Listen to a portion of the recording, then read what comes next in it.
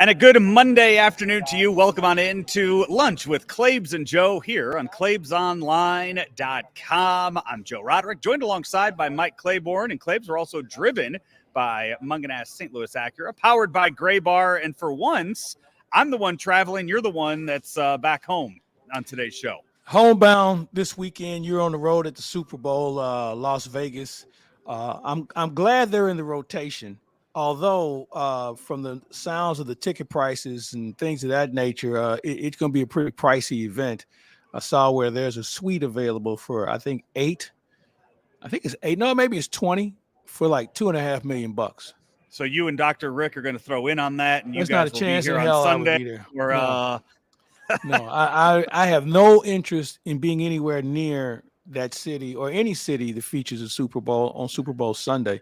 Yeah, and this is a city. I mean, yeah, obviously everything it's packed here all the time anyway. But I have been told that they're expecting between about 400,000 and 500,000 to come in for the game this weekend. The stadium only holds 65,000, so you do the math on that. Yeah, well, there'll be a lot of casinos that'll have the game up for sure. I'm interested. I don't know if you've been through any of the casinos yet. As I was telling somebody yesterday, that you'll be hard pressed to find a $10 blackjack table. Yeah, I walked through last night. Walked through Mandalay Bay and Luxor last night. Luxor, and just kind of yeah. I didn't know that place is still. That was a dump when I was going there. That is the media hotel this week. I have an Airbnb, but the media hotel is the Luxor for this week. That shows you what they think of the media. Yeah, that and the Oyo, which I guess is the old Hooters hotel. Even that's the worse. other media hotel. Yeah, I went. So I got friends that are staying there. I went there last night, and I don't think that thing's been renovated since the 70s or 80s, Claibs. Well, you know what? That's what, like I said, that's what they think of the media. They put them in a dump. They don't care. So this radio, I mean, this is one of the biggest areas I have ever seen for a radio row so far. I believe this is Super Bowl number 12 for me. So it is I'm very much looking forward to seeing what it's going to be like come Wednesday or Thursday when stuff really starts to pick up as the week goes on. See what kind of guests are floating around. We will, I know, so here on Claibs Online, I believe we have Kurt Warner booked for Thursday on the show. I'll have to get with people because I know Torrey will be in town later this week to find out if he makes the Hall of Fame. And, I mean, at some point it's got to open up for him, right? Man, we've been saying that for the last 5 years. This has got to be his year. This has got to be his year. And, you know, I don't really agree with the process of how this is done. I think all these Hall of Fame things are flawed. You know, we talked about baseball. How can you vote on a guy that you never covered or saw play? I think the same thing applies in the NFL, although you have to sell this guy to the other voters. So what if I don't like Howard Balzer? I'm not going to vote for his guy. Or what if there's another guy who cuts a deal with me? Hey, if you get my guy, I'll do your guy. What about Torrey Holt? What the hell with Torrey Holt? We don't, you know, we're trying to get our guys in. So I just think that the political wrangling that takes place behind closed doors, I think is a flawed process. You know, I think also Hall of Famers should have some sort of weighted vote as well. But, you know, They don't ask me. But I certainly believe, let's face it, Torrey Holt's numbers haven't changed since he retired. They're still pretty impressive. Mm-hmm. So, you know, I think that's something you have to look at as well. And, you know, when you look at the list, do you have the list in front of you? I don't, but I can bring it up here real fast. Pull it up. We can kind of go through this thing, and we'll say they'll take 6 guys, okay? And I'll solve this for you right now. So we're gonna already put Torrey in. All right. So we're looking for. We got 15 guys. Give me 5. Give me names. So Eric Allen. No. Jared Allen. No. Willie Anderson.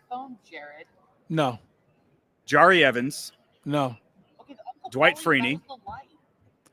Put him to the side. All right. Antonio Gates. Yes. Rodney Harrison. No. Devin Hester. Yes. Andre Johnson. No. Julius Peppers. Yes. Fred Taylor. No. Reggie Wayne. No. Patrick Willis. No. And Darren Woodson. Yes. The So one lock. I got 4 guys, and I put Freeney to the side. We already have a pass rusher in Julius Peppers. The one that is a lock for me that I think it was terrible that he didn't get in last year. It's Devin Hester. Right. Because if you putting together a Hall of Fame, you were putting together the best at what they do, right? You got the best punter ever in the Hall of Fame. Yeah. You have the best. That he was the best return man that we've ever seen. Yeah, he's one of the best I've ever seen. Yeah. So I mean, he should be. I mean, first ballot. He should have been in there last year. It's like voting on the DH in baseball. We don't take them. We don't take them serious until you don't have one. Right. So I agree with you. Devin Hester should have been in last year. And now, I mean, the game's changed so much nowadays where you don't need a good return game. I mean, I haven't looked yet, but how many kick returns were there in the NFL last year? Not enough. Or a handful of punt returns. Yeah. It's just not. It's not something that is. Yeah, but if you have one, that gives you good field position. And they've kind of softened the rules about blocking and things of that nature. So it's really hard to do. But I really feel like Devin Hester certainly deserved to be in. So I have 4 guys that I can definitely vote on, along with Torrey. So that makes 5. All right. We'll see. We'll find that out Saturday night at the NFL Honors. All right. That'll be where that is. Tonight is media night, Claibs. That's over at Allegiant Stadium. Have you been to Allegiant yet? Yes. What are your thoughts of it? Because I mean I've seen it from the outside. I'm walking into it today. Not much. I really? mean, they're all the same, man. I mean, yeah. I mean, I don't know what you can do to a stadium to make it, that more attractive. I think of the new stadiums that have been built. The one I think was flawed from the moment they sunk dirt in the ground was the one out in Santa Clara, the way that's set up. But the other ones are just, they're very antiseptic as far as I'm concerned. When you look at some of the Premier League teams are doing over in Europe with their stadiums, what you're seeing some of these soccer stadiums do, it does seem like they are ahead of the game on some of these multi-billion-dollar stadiums that we're seeing built here in the U.S. Well, I mean, when you say that, are we talking about the scoreboard or the roof or things of that nature? Because seat's a seat. No, I'm talking about just the whole. I mean, the fields that go underneath, and that they can change out fields by dropping one field under the ground into certain segments and bringing another one up for various events. Those type of things. The technology that goes into some of those. I think what you have to look at is the cost factor and what it costs to do in this country compared to, let's say, London or some other city in Europe. I think that comes into play more than anything else, because I'm not sure if they work under the same union rules and just the manufacturing aspect that you might run across in other parts of the world. Yeah, so I will. I'll be there tonight. Chiefs are up first, and so it goes Chiefs for an hour. They clear it out, and then they bring the 49ers in there for an hour. As if you watch it on TV, I know it'll be on the NFL Network tonight. So if any of our listeners watch it on TV tonight, I'm sure it'll be just an absolute circus around Travis Kelce, who has not talked about his relationship really at all. Well, why should? I know, but that's the thing. He's going to get just question after question after question tonight. Well, you know how you shut that down? It's going to be exhausting. No, you know how you shut that down? That has nothing to do with football. Right. I'm here to talk about football. Yeah. Anybody who wants to talk about that, the first one who goes beyond this, I'm done. Yeah. How about that? So that'll be tonight. The former Mizzou player Nick Bolton, he's up on one. So they have it for people that aren't familiar with it. They'll have about 8 to 10 of the top players and the head coach. They put them up on podiums on they have their own little setup. Everybody else just kind of spread around. They're just kind of off to fend for themselves. And some of the guys have fun with it and they'll walk around. Other guys will go hide in a corner and hope that nobody finds them or talks to them. I think the other story will be Patrick Mahomes' dad, who found his way into the news. And again, if I'm a player, hey, boys and girls, you guys want to talk about the game? Go right ahead. You want to talk about my family? Not going to happen. And the second person to ask me a question about that, I'm done. So be careful.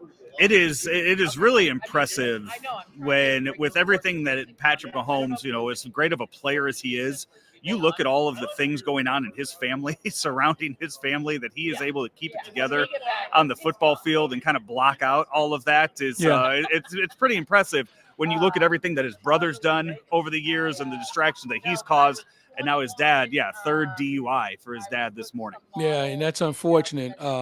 I think there's a mutual respect that most media has for Patrick Mahomes, where they don't really pry and don't go too far because they know, hey, it's not on him. Right. And so to get caught up into that, again, like I said, if I'm either one of those guys, anything outside of football, we're done. You want to find me, go ahead and find me. That's cool. I make enough money from a sponsorship standpoint. You know how much Travis Kelce made on that the Pfizer commercial? No. 20 million. Jeez. So money is not an object when it comes to not doing what they ask you to do. Yeah. So the one guy that'll be there tonight, I didn't realize this until I was looking at the rosters. It just goes to show you how good Patrick Mahomes is this year, that his backup didn't need to play. Blaine Gabbert's the backup quarterback for the Kansas City Chiefs. If you were a Mizzou quarterback at some point in your life, that backup job in Kansas City is a lock for you. Yeah, if you can, you have all your marbles, you can stash some money. Everybody likes you, and then you can go into coaching or broadcasting or whatever you want to do, or chase your kids. It's probably one of the best gigs in sports. It really is. I mean, if you don't get hurt, but it's a unique position. But he's done a nice job at that compared to when he was a perennial starter.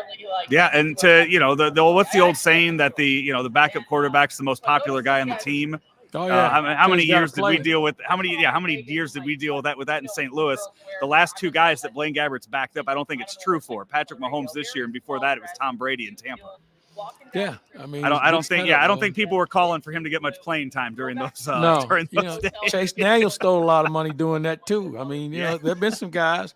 I think the only guy I remember when Earl Morrall got pressed into service, Bob Greasy hurt his ankle, or maybe tore his Achilles. And Earl Morrall was this grizzled veteran who came in, and the next thing you know, Earl Morrall's throwing the passes in the Super Bowl. Mm-hmm. But you'd have to go back to the early 70s to look at backup quarterbacks who've had that sort of impact. I'm sure I'm missing somebody along the way, but nobody with any long-standing power. You're talking, what was it, a few years? Nick Foles a few years ago when he stepped in when Carson Wentz got hurt. Mm-hmm. The 80s, Jeff Hostetler when he with led the Raiders. The Giants. Was it the Raiders or the Giants? The Raiders. I thought he played. I thought he won a Super Bowl with the Giants. Yeah, I think he ended up getting a starting job with the Raiders, but I thought it was when Sims went down late in the year that Hostetler came in after that. So you get it every now and then, but to that extent, it's very few and far between. Hey, let's take a break because Claibs also over the weekend some pretty big baseball news happened. That was about it because it was a terrible weekend. We'll talk about that when we come back. All right, this is Lunch with Claibs and Joe. We're powered by Gray Bar, driven by Munganess St. Louis Acura. Munganess St. Louis Acura would like to upgrade your current BEV experience. The new ZDX offers the performance that you expect from Acura, but upgrades your ownership experience with our award-winning team. Whether you're looking for a more convenient charging solution or an upgrade to a new vehicle, come in today and make a reservation for the all-electric ZDX coming soon. Munganess St. Louis Acura, better than ever for you. Back here, Lunch with Claibs and Joe here on Claibs Online, powered by Gray Bar, driven by Munganess St. Louis Acura. I'm out here in Las Vegas at the Mandalay Bay Convention Center. It is Super Bowl week. We will have stuff all week long. The Super Bowl page is live right now on claibsonline.com, so we will be uploading interviews to that all week long. So let me ask you something. Yeah. Who's the most recognizable person you've seen so far?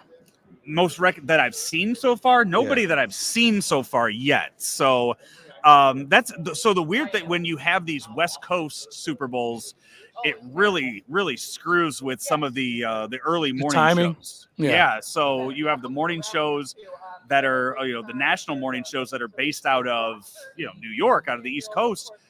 They're live at 3 a.m. So what national shows are out there? Is ESPN out there with Every- Michelle ES Smallman?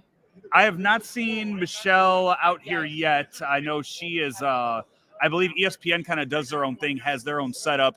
Just to the right of me over there, Fox Sports over there, Pro Football Talk. Pat McAfee show is here. You have the DraftKings, the FanDuel setup. So Hey K will be out here with the FanDuel people, and so you will have it'll be Outkick. Clay Travis and his outlets are out here, Claibs. So not sure if any what other you can say. I think Sirius XM behind me. So all the big setups are here, and then all the little radio stations throughout the country. Okay. Yeah, it's your regular, your regular folks. So I'm out here this week, and then Claibs, as you make your way back to Florida later in this week, pitchers and catchers report on the 14th. The full team will report on the 19th, and you and I will both be down in Jupiter out at Roger Dean for that. The Cardinals, I would say their division chances went up a bit over the weekend as the Brewers traded Corbin Burns to the Baltimore Orioles. That was not a move I saw coming. Well, I wouldn't say I saw it coming, but I had a feeling like they were going to look to move him because apparently they weren't going to be able to sign him. He went to arbitration last year and that didn't go well. Milwaukee claims to be a small market team. And, they've never spent a lot of money. Last time they really spent big money was on Christian Yelich. And that they probably haven't gotten their money's worth on that deal. So once they realized they couldn't sign him, they'd look for a dance partner. I'll tell you what it's done. I was having this conversation earlier. Baltimore and Tampa are the two teams I think can win that division. I never thought I'd say that with a Yankee team that's got a very stacked lineup, but man, Baltimore and Tampa can pitch. So that's going to be a difference maker for them. What has Tampa done this offseason? Well, they got Richie, our guy from St. Louis. Okay. But you kind of heard at the beginning of the offseason there were talks they wanted to trade a Rosarena. Those kind of died down over the winter. So it was kind of weird trying to figure out what they were doing. Baltimore sells their team. Angelo's family sells their team to a couple billionaires, and they immediately go out and get one of the top pitchers in the game. Yeah, that's how you endure yourselves to the new fans. There's no doubt. Yeah, they already have carte blanche right now with how they've handled themselves in the first week of owning the team. So I like what they've done. I mean, hell, they won over 100 games last year, and Jackson Holiday looks like a guy that's going to play on their roster. I'm trying to figure out where, but this is a team that could be good for the next 3 to 4 years.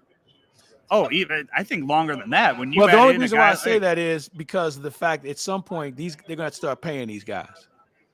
So do you buy up some arbitration years now, or do you wait for that moment of truth to arrive and you say to yourself, well, we got to either do it or get off the pot. So I think that's what you have to look at when you think about where Baltimore is going to be 3 years, 4 years from now once they get to the arbitration years.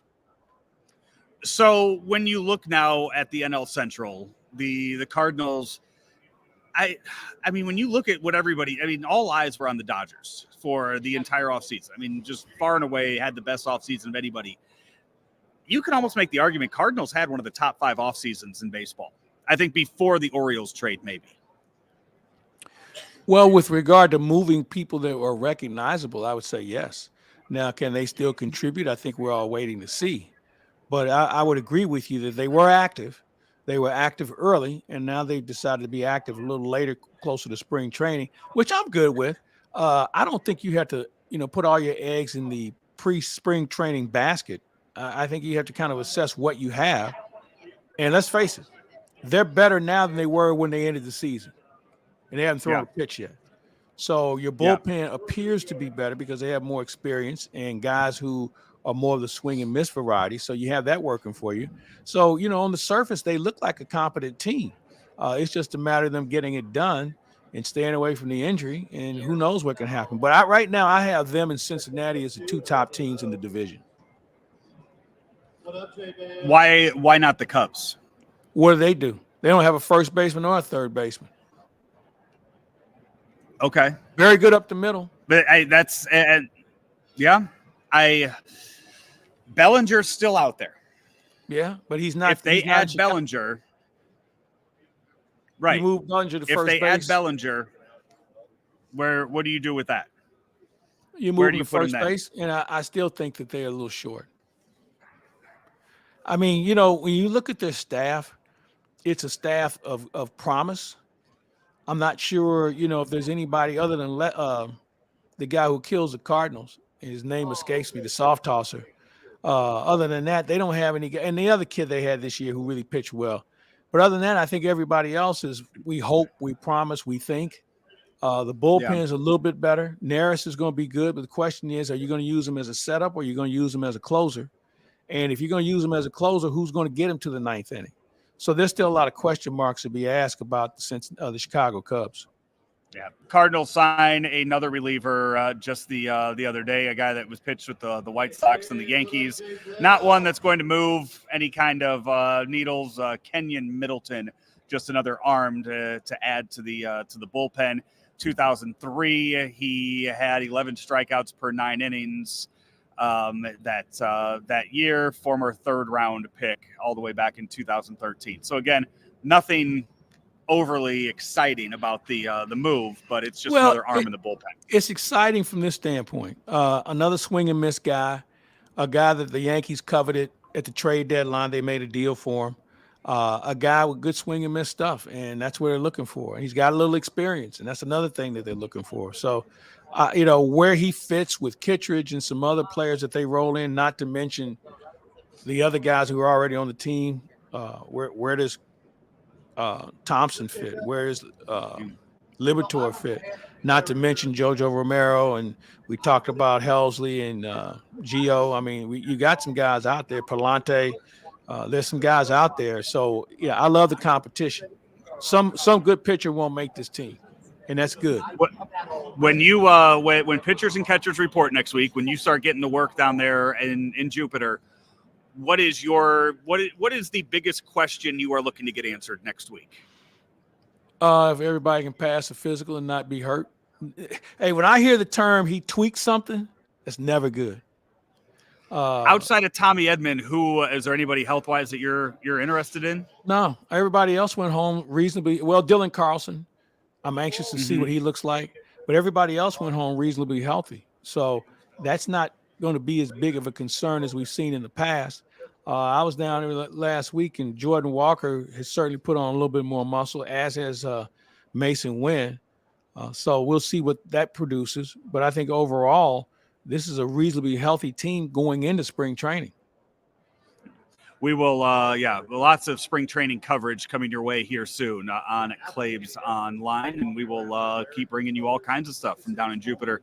Claibs, once you get back down there, once all the pitchers and catchers report. But each and every week, you've been doing the show with Matt Pauley on KMOX, getting people ready for spring training. Saw you guys had Matt Adams on last week. We had City on, and he had a lot of good things to say. City still wants to play. I think he's waiting to see if somebody will bring him in. He might take a minor league deal and work his way back to the show. But you know what? Guy with his experience and left-handed bat, you know what? There's always room for guys like that in the game, and hopefully he latches on somewhere. We could use him if he wasn't right, if he was left-handed. We will take our final break. They signed Matt Carpenter. They got that left-handed bat all locked down. I mean, what left-handed bat didn't we bring in this year? I mean, Jesus. Take a break. Back to wrap things up here on Lunch with Claibs and Joe. We're powered by Gray Bar, driven by Munganess St. Louis Acura here on Claibs Online. Let me get this straight. Gray Bar is a distributor? Yep. For more than 150 years, we supported electrical and datacom projects all over the country. So you can get me products wherever and whenever I need them? Yep. Thanks to our expansive national logistics network. For any industry? Yep. From construction sites and industrial plants to schools, hospitals, and just about everything in between. So you could say Gray Bar is much more than a distributor. Yep, you could say that. They really do it all. Yep. When you need a hand powering, connecting, or maintaining your operations, join the thousands of professionals who rely on Gray Bar to help keep them up and running. Yep, Gray Bar does that. A few minutes of Lunch with Claibs and Joe, powered by Gray Bar, driven by Munganess St. Louis Acura. Claibs, the NHL All-Star Game was over the weekend up in Toronto. they are sticking with the divisions and the mini games and everything else for the weekend. You know what? This might have been the worst weekend of sports in 2024. I don't get the NHL All-Star game anymore. It's just not fun.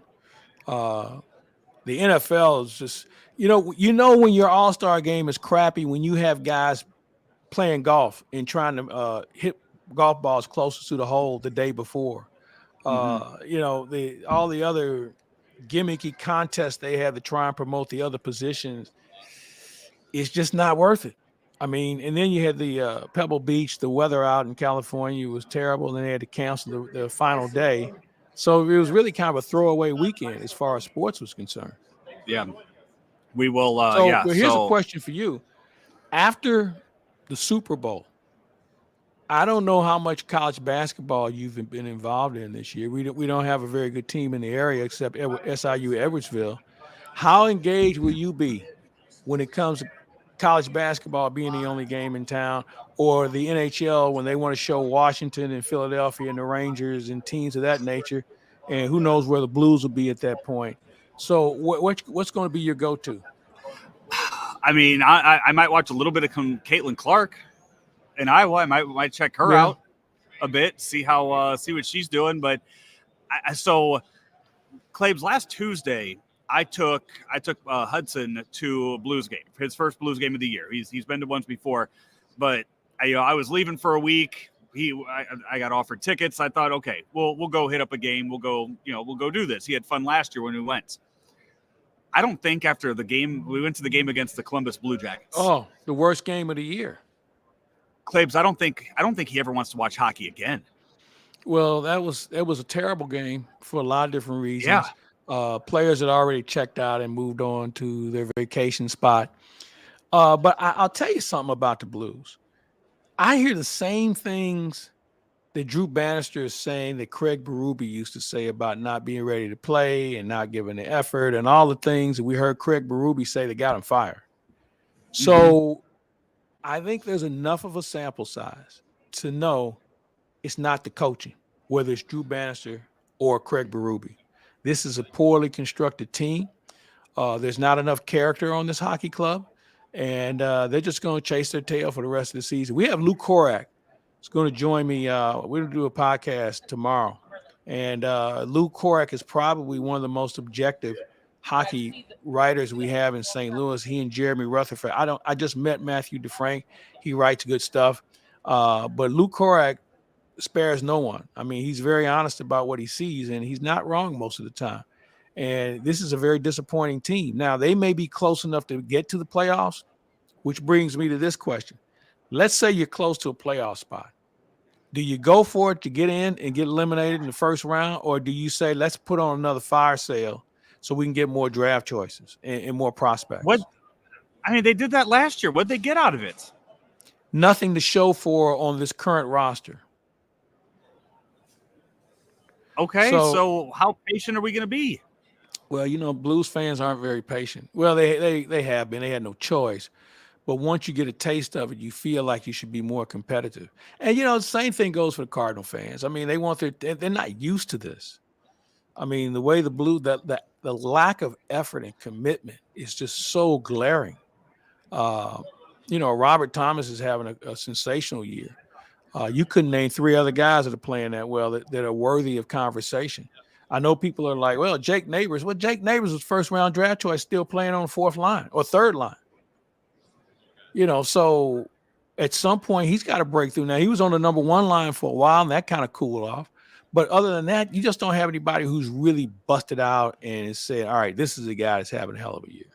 So with that said, and you know what? I'll take that back. Bennington has been solid. Okay, he gives up a bad goal from time to time, but who doesn't? But overall, Bennington has kept them in more games and he's lost for them compared to last year. The NBA All-Star Game 2 weeks away from that. Big news out of the NBA yesterday. Joel Embiid, he's about to undergo surgery, out for several weeks. They haven't even put a timetable on him yet. Putting up MVP numbers this year, but probably wasn't even going to be eligible for the MVP based on he can only lose I think like 2 more games. Yeah. And then he wouldn't be eligible. I get the rule. I get the rule. There's got to be some wiggle room, though. I think, and I'm sure they'll come back and tweak this. But let's face it. This is for two reasons. When you spend that kind of money and a player comes into your city one time a year and he's not playing, that's a problem. And the bettors are very uncomfortable because guys sitting out the last minute. That's another reason that we don't talk about. So those two things alone are the reason why the NBA tried to crack down. I think now they see how the process works. They may have to reevaluate that with regard to, is it a medical issue compared to just maintenance? So you have to take into account the difference between the two. If you're going to have surgery, then you're on the shelf. Maybe you prorate the games. I don't know. Maybe there's a weighted system on how you evaluate people who have surgery and are able to come back. I'm sharing a table with a former co-host of mine, Fred Slow from Albuquerque. They told us there wasn't enough space around here, Claibs. So we're sharing a table. We know, so Fred. As we wrap up, as we wrap up today, Claibs, I know you're going to do a show probably with Howard later in the week. Who you got this weekend? It's hard to bet against Kansas City, man. They don't stack up. When you look at them man for man, the 49ers are pretty good. Okay. Pretty good. The only reason why it wouldn't be a slam dunk is because the 49ers don't have Patrick Mahomes. And that's the difference maker. I think the key guy in this thing is their backup tight end. And we saw a little bit of him in the last couple of games. I think that he's going to have to take some of the heat off of Travis Kelce because, bottom line is the linebackers and safeties for San Francisco are a little bit better than what Travis Kelce sees on a regular basis. So it's got to be somebody else to kind of relieve the pressure, especially in third down situations. So I like San Francisco by a little bit, just by a little bit, but would not be surprised if San Francisco won. We are two well-coached teams, two well-prepared teams. And after Steve Wilkes lit up his defense last week, about their lack of effort, we're going to see if Chase Young will be on the field on Sunday because, they were basically circling him as one of the guys who was dogging it. You can't dog it in the Super Bowl. So maybe that'll be a motivation factor, maybe not. I think the key for both these teams, because they've been there before, I don't think they'll allow distractions to become a factor like we saw in the championship games with the teams that lost. So I think that in this situation, I'm going to go with the experience of Kansas City. What about you? I got to go Kansas City. They're just here year after year after year, and Mahomes has just been so good these past few weeks. I think when everybody wrote him off. But you know what, Joe? I'll tell you one thing. Talent normally wins out, and as I said earlier, San Francisco's probably deeper than when you look at line for line at different positions. I think they're probably a better team. Yeah. But then again, you've got two really good coaches. It's going to be a close one. I think we'll see some points scored, and I think it'll be a fun weekend in Las Vegas. Big week here on Claibs Online. Big month on Claibs Online. Following this week, a whole lot of baseball talk following this. And speaking of baseball talk, breaking news out of Major League Baseball, Claibs, the Royals, you know what? They've had one of the biggest off seasons, I think, in baseball with some of they've signed a lot of guys, but they just agreed to a contract extension with Bobby Witt Jr., 11 years, $288 million for Bobby Witt Jr. You can go to over 300 if certain items are met. Yeah. Good for them. Good for them. I mean, they're making a statement to their fans. Yeah. And they have to compete. I mean, they're in a city where a Super Bowl champion reigns. So they have to go out and do some things. So good for them. Hopefully it works out for them where they can get into, they weren't that bad of a team. No, Royals are going to win the AL Central this year. I'm not gonna push back hard on that. What's the competition? What? I mean, that division. I'll tell you another team that might make it interesting. Detroit is not far away. Right. They're a step below, I think, right where they are. And Cleveland's got a new manager. That division's wide open. The White Sox are going to be terrible. They're going to lose 100 games again. So I think Detroit, Kansas City could be the two teams that could battle out for that. Also, I don't know whether you saw the news about the University of Missouri getting $62 million from an anonymous donor for the athletic department. No. $50 million is going to the stadium fund, and $12 million goes into the student fund, which means NIL money. Okay. Didn't know Howard had that kind of money. Biggest contribution they've ever had. Didn't know Howard had that kind of money. You can talk to him about it on Huddle Up with Howard later. I'll ask him how that works. Later this week. All right, Claibs, have a good rest of your week. Enjoy the Eagles. Where are they playing tomorrow night? Enterprise. All right. How many times have you seen them? A lot. May see him in Florida. They're going to be in Florida. This is their last tour again, right? Supposedly. When you're in your mid to late 70s, no tour is guaranteed. You just throw that label up on there and hope it's not right. There you go. So he's Mike Claiborne. I'm Joe Roderick. Check out Claibs online all week long as we will have stuff for you from Vegas and everything else that Claibs is cooking up along the way as well. Until then, we'll talk to you next time. Are you ready for a challenging and rewarding career? There are quality jobs in the construction industry. I got out of college and my career choices were very limited, and this provided me with a plan for the present and the future at the same time. I actually have a bachelor's degree in psychology, and I was making less than I make as a first-year apprentice painter. I didn't go to college. I have no college debt. I make more money than the majority of people I know that went to college. Take your first step towards a rewarding career. Visit stlouispdf.org.